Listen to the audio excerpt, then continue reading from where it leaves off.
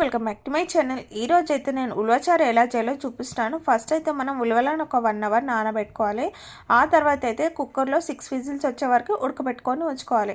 ఆ తర్వాత అయితే ఒక గిన్నె తీసుకొని అందులో కొద్దిగా ఆయిల్ వేసేసి ఆవాలు, జీలకర్ర, ఇంకా ఆనియన్, పచ్చిమిర్చి, ఇంకా పసుపు, ఇంకా వెల్లిపాయలు ఇవన్నీ వేసి ఫ్రై చేసుకోవాలి. ఆ తర్వాత అయితే కరివేపాకు కూడా వేసేసి మంచి ఫ్రై అయ్యాక మనం ముందుగా తీసి పెట్టుకున్న చింతపండు రసం, ఇంకా కొద్దిగా వాటర్ వేసేసి ఆ తర్వాత తగినంత సాల్ట్, ఇంకా సాంబార్ పొడి, ఇంకా కొద్దిగా మిరియాల పౌడర్, అలాగే కొద్దిగా బెల్లం వేసుకోండి. ఆ తర్వాత అయితే ధనియా పౌడర్ వేసి అయితే మంచిగా మరగనివ్వాలి. ఆ తర్వాత అయితే మనం ముందుగా అయితే ఉడకబెట్టుకున్న ఉలవలను అయితే మిక్సీ గ్రైండర్లో వేసేసి ఇలా పేస్ట్ లాగా చేసుకొని మనమైతే ఈ పేస్ట్ అంతా ఇందులో వేసేసి ఆ తర్వాత అయితే కొత్తిమీర కూడా వేసేసి మంచి మసలనివ్వాలి. ఇది అంతే అండి, ఒక 10 మినిట్స్ మసలితే చాలు, చాలా బాగుంటుంది.